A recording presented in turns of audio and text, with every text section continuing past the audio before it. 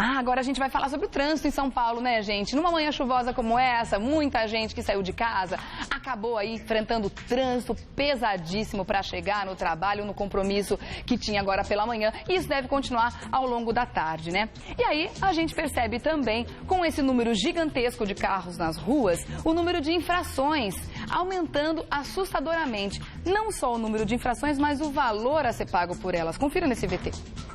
Um levantamento realizado em setembro do ano passado pela rede Nossa São Paulo Ibope mostra alguns dados sobre mobilidade e satisfação do cidadão com a cidade de São Paulo. Segundo a pesquisa, os paulistanos, independente da condução, ficam em média 2 horas e 46 minutos no trânsito diariamente. Para quem usa o carro, o tempo de percurso dura cerca de 2 horas e 53 minutos. Já quem vai de ônibus, demora 2 horas e 46 minutos para chegar ao destino. O levantamento aponta também que 38% dos paulistanos usam carro praticamente todos os dias.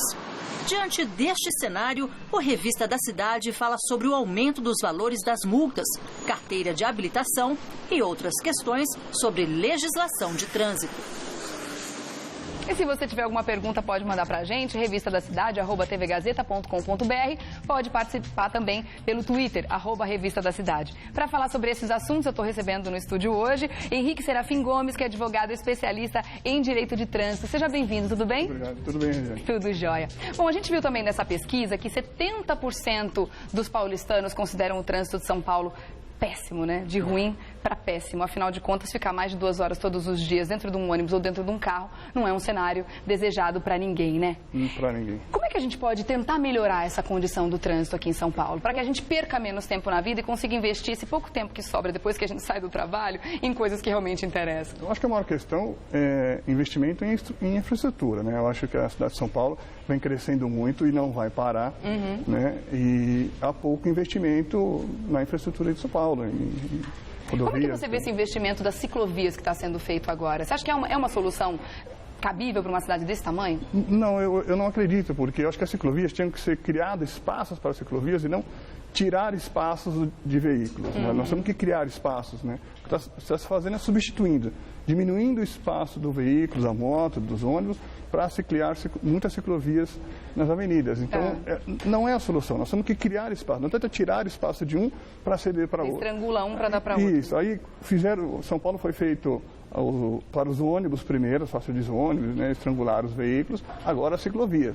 Aí nós vamos ter problema no trânsito, porque não vai diminuir os carros, muito pelo contrário, a tendência é aumentar. São Paulo cresce, isso é uma tendência, não tem como diminuir isso, né, não tem como parar. E vendo esse aumento, não só do número de carros, mas o número de pessoas utilizando os carros, os ônibus, tudo mais, é claro que isso também tem reflexo no número da violência, né? Isso reflete a violência no trânsito também, no número de atropelamentos, de acidentes e por aí vai.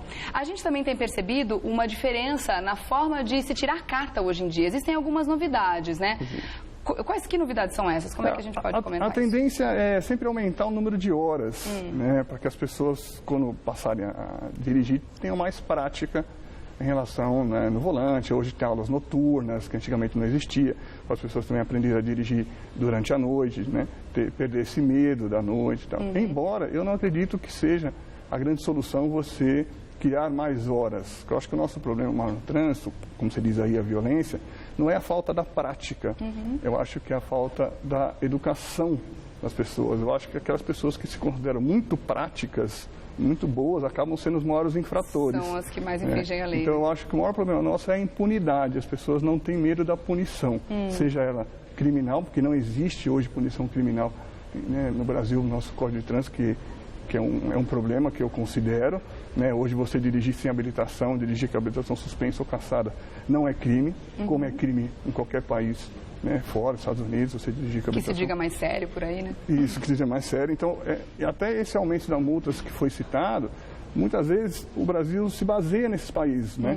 Mas lá fora a multa é bem maior. Só que lá também existem outras questões também que não são colocadas aqui, né? Que é a punição. Eu acho isso um ponto muito interessante da gente comentar, né? Porque a gente diz, não só com relação à violência no trânsito, mas também em todos os tipos de violência que a gente enfrenta no dia a dia numa grande cidade, uma das maiores reclamações da população é que justamente não existe penalizações adequadas para aquele tipo de crime, como acontecia no trânsito também. Você acha que esse endurecimento nos valores de multa pode ser uma forma da gente tentar resolver e diminuir esses índices da violência no trânsito, ou isso só vai aumentar a arrecadação? Isso só vai aumentar a arrecadação. Teria que ter um equilíbrio. Eu acho que o que resolve o problema é o medo da punição, que hoje não existe punição nem administrativa e nem criminal. Até existe no Código de Trânsito, mas ela não é eficiente, não é eficaz. Então, hoje, uma pessoa que tem a carta suspensa, vamos dizer assim, por um período, ela continua dirigindo. Ela faz a entrega da carta dela no Detran, mas continua dirigindo. Muitas vezes quem mata no trânsito vai prestar esclarecimento depois na delegacia e sai pela porta da frente, não fica detido, né? Então, porque não tem a punição. Então, quando existia um medo da punição, de falar, se eu dirigir com a carta suspensa vai ser crime, eu vou pensar até 2 vezes para tomar uma multa de rodízio. Porque a soma das multas vai gerar uma suspensão. A suspensão eu vou ter que parar de dirigir. E se eu ficar sem o meu direito, eu vou ter que parar, porque se eu for pego é crime. Então, enquanto isso não existir no Brasil uma punição, a pessoa ter medo do Estado, né, medo da mão pesada do Estado, vai continuar, porque o valor da multa você acaba pagando. E até, eu acho que até existe um problema até econômico. As pessoas que têm dinheiro são os que mais vão continuar infringindo. E tem uma contrapartida que, infelizmente, a gente não consegue perceber, né? A gente tem dados aqui, inclusive, que eu não tenho como falar agora, porque são muitas coisas realmente para comentar, mas, no geral, em 2013, a gente teve uma arrecadação recorde, né, por causa do número de multas que aumentou assustadoramente. As autoridades afirmam que, com o aumento dos radares pela cidade, não só os semafóricos, mas também os de velocidade, realmente a gente teve aí um número maior de multas que gerou aí, obviamente, uma arrecadação enorme. Mas a contrapartida não vem, que seria justamente um investimento maior no nosso dia a dia, que a gente pudesse perceber semáforos que não são de açúcar, por exemplo, né? Que qualquer chuvinha, como o chuvisco de hoje de manhã, já tem mais de 60 semáforos desligados na cidade. A gente tem aí um asfalto horroroso que destrói os nossos carros todos os dias, e não só o nosso carro, mas também traz prejuízo para as empresas do transporte público. Quer dizer, a gente não tem esse dinheiro das multas, do IPVA, tudo que a gente paga, tudo que sai do nosso bolso, não é revertido para a população, né? Não é revertido. Aí cria essa sensação ruim para o motorista, de falar, eu sou multado, eu pago por isso e não tenho uma contrapartida. Né? Aí vem aquela história de dizer, a indústria da multa, parece que ficou uma coisa só para arrecadação. E acaba saindo assim mesmo. Porque o Código de Trânsito, inclusive, tem a filosofia de que ele vem para educar, ele não vem para multar. Não é um código tributário, ele é um código que tem o objetivo de educar os motoristas. E isso não é feito em si investimento. Mas não é o que está acontecendo campanhas na prática, educativas, né? Na mídia, televisão. A própria CET sucateada, né? A parte administrativa horrorosa, eles não têm a menor condição de trabalho. Quer dizer, para onde está indo o nosso dinheiro, como sempre? Bom, tem perguntas aqui do pessoal das ruas para você também. A primeira pergunta vem do Felipe, vamos ver. As multas de velocidade precisam apresentar a foto do veículo? Boa pergunta. Tem que ter a foto do veículo nas multas? Não necessariamente. Devido aos radares, as multas têm vindo com foto, né? Devido aos radares de São Paulo e tal. Mas ele pode ser multado numa estrada, através daqueles radares manuais, e não necessariamente precisa ter a foto do veículo. Não é obrigatório. Não tendo a foto, fica mais fácil de contestar essa multa? Não fica mais fácil. Porque entrar com recurso, no caso? A questão de recursos de multas, a gente tem um problema que é o Estado, ele tem a veracidade das alegações a seu favor, ou seja, o que ele fala é verdade. Cabe a você comprovar que ele está mentindo. Então, qualquer recurso de multa não é fácil de se vencer. Tem que ter provas bem concretas mesmo para conseguir, né? A Sônia também tem uma pergunta para você, vamos ver. É possível recorrer da multa do rodízio? E aí? Então, qualquer multa é difícil de recorrer e é possível, lógico, sempre que você tenha uma justificativa muito boa. Rodízio é algo que você vai ter que apresentar uma justificativa muito boa, seja por uma questão de emergência, né, seja por uma questão que justifique de fato você ter violado aquela norma, aquele terrorismo. Então, é possível, mas você vai ter que ter sempre uma prova. Acontece de uma pessoa, de repente, que estava levando uma outra numa situação de doença grave para um hospital, por exemplo, conseguir reverter a multa do rodízio? Acontece, como eu te falei, tem que comprovar a entrada documentação do hospital, no hospital e tudo mais. Mas é possível recorrer e é possível ganhar. Certo. O José Marcos também tem uma pergunta para você, vamos ver. O que se deve fazer quando se recebe multa de um carro que já foi vendido? Dor de cabeça, Dor né? de cabeça. Quem correr atrás desse prejuízo não é fácil. Veículo vendido, quando você vai se vender um veículo, precisa tomar muito cuidado, né? Porque existe essa mania, vamos chamar assim, as pessoas venderem carro sempre na confiança, né? Então, sempre que você vende um veículo, você tem que preencher o DUT, que é aquele documento único de transferência, tem que ser preenchido com assinatura em cartório, porque o cartório vai registrar, inclusive, Aquele essa venda. documento que está no próprio No documento próprio documento, isso. Chama-se DUT, você preenche o nome do vendedor, comprador, assina, reconhece firma e registra em cartório. Isso E vai a ficar... data é muito importante. Data pra é muito isso, né? importante. E depois, não é suficiente, você tem que ir ao Detran, o vendedor tem que ir ao Detran fazer a comunicação de venda, para que o Detran saiba que aquele veículo foi vendido. Porque o comprador tem 30 dias para efetuar a transferência. Não a fazendo, ele vai ser multado quando fizer. Não que isso vai isentar ele de problemas, porque se a pessoa não transferir, as multas vão continuar chegando no nome dele, mas ele vai ter uma prova, um documento. De que aquelas multas não são dele. Até fazer um recurso administrativo ou até mesmo judicialmente buscar, obrigar a pessoa que comprou a transferir o veículo. Tem como saber previamente se esse carro está pendurado com multas, tipo puxar capivara? Tem, na verdade, assim, quando você vai fazer a transferência, o Detran, você só pode fazer se estiver totalmente quitado. Não, antes mesmo de comprar esse carro, Isso, tem como tem fazer como. isso? Você no Detran, no posto do Civeiro, Detran, você vai lá e consulta os valores das multas. E só pode ser transferido se tiver quitado. Tá Então, dentro do ok. um despachante, eles também têm muito acesso a essas informações para estar informando os compradores. Tá certo. Mais uma pergunta para você, vamos ver. O motorista que dá passagem para uma viatura ou ambulância e acaba passando o sinal vermelho pode ser multado? Tá aí uma excelente pergunta. Já aconteceu isso comigo. Fiquei parada em cima da faixa, com o CT do meu lado na esquina. Tive que sair, óbvio, a ambulância estava pedindo passagem. Então todo mundo se mobilizou ali para sair da frente. E aí? Então, Existe uma sensibilidade do agente de trânsito nessa hora, já será? aí vai justamente o bom senso.